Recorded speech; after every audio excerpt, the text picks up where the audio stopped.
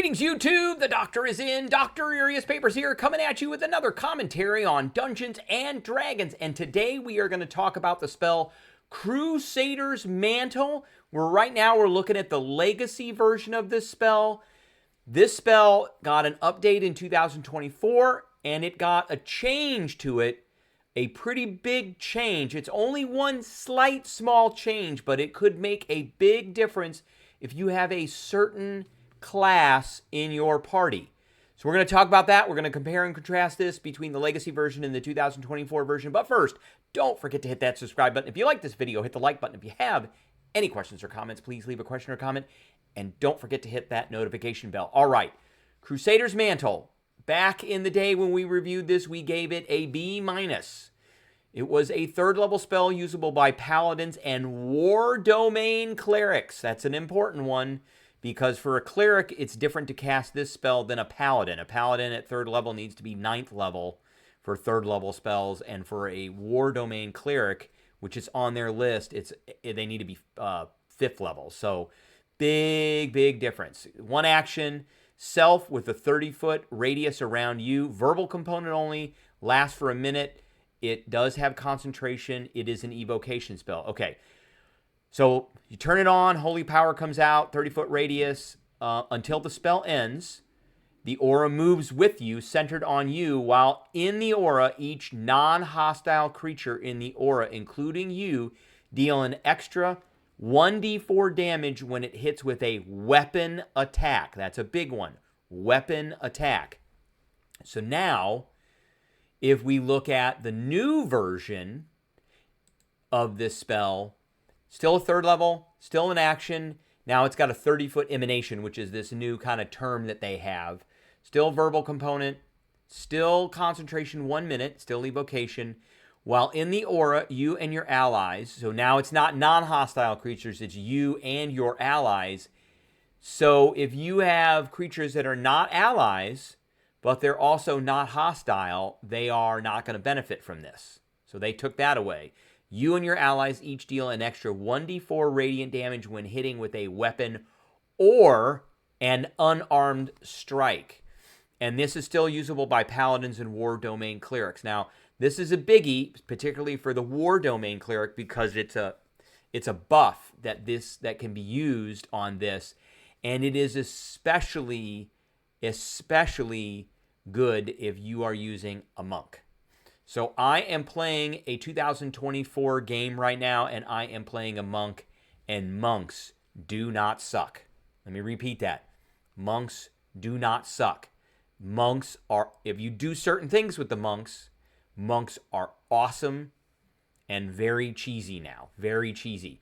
So, and why do I say that? Well, monks have a couple of things. One, they do get an extra attack at 5th level. 2, they can interchange their unarmed attacks with these weapon attacks. So you gain the following benefits while you are unarmed or wielding only monk weapons, and you aren't wearing armor or wielding a shield. You get a bonus unarmed strike. You make an unarmed strike as a bonus action. So and you make an attack roll against a target. Your bonus to the roll is equal to your strength plus your proficiency bonus. On a hit, the target takes bludgeoning damage equal to 1 plus your strength modifier. But it's different for monks because they use this die up here. So your martial arts die, you can roll a d6 in place of your unarmed strike or your monk weapon. And this die changes. And dexterous attacks, you can use your dexterity instead of your strength for your attack and damage.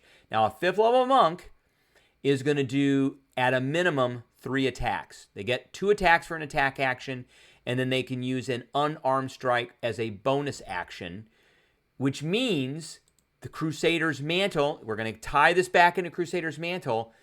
If they're 5th level, they are going to be doing a d8 of damage plus a d4 of damage.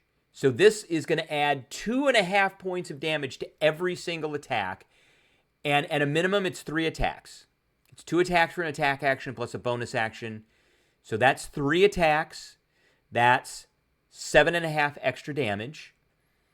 And if they're 5th level, then they can flurry of blows. And instead of doing one unarmed strike as a bonus action, now they're doing 2. That's 10 extra damage. If they are a fighter who happens to have action surge, which means you just need to have 2 levels of fighter, that's it, then you can take an additional action on your turn, which means another 2 attacks. You can't do another bonus action because you only get 1 bonus action, but that's another 2 attacks, which means you're doing your attack action, 2 attacks, that's 5 extra points of damage from Crusader's Mantle. Your bonus action, or flurry of blows, so that's 10 extra damage, plus another 2 attacks from the fighter, that's 15 extra damage. And if you happen to be hasted, you get another attack, which is 17.5 extra damage. So there's a whole lot of whooping that comes out of this particular thing just for the monk. Now, in addition, the fighter can also be a battle master, which means they get these superiority dice, and all you need is 3 levels of fighter to do this. And now all of a sudden you can start whipping these superiority. Now, some of these superiority dice require maneuvers that are usable with weapons, but again, you've got monk weapons. So if we look at the maneuvers, and they've got the maneuvers down here, so you got things like disarming. When you hit a creature with an attack roll, not a weapon, an attack roll, add the damage. So again, disarming, distracting, a lot of these goading, it's all kind of an attack roll, but not a weapon attack. So you're also going to be doing extra damage with those on top of this. So that, this thing, you want to put this up so that players that have many attacks like the monk can utilize this and take advantage of this. If you have a monk in your party, you absolutely should be using this. If you happen to be a monk cleric, which I am playing a monk cleric, but I'm not war domain, I'm trickery domain, and I've already gone over that. But if you happen to be a war domain monk, then you could put this on yourself as well.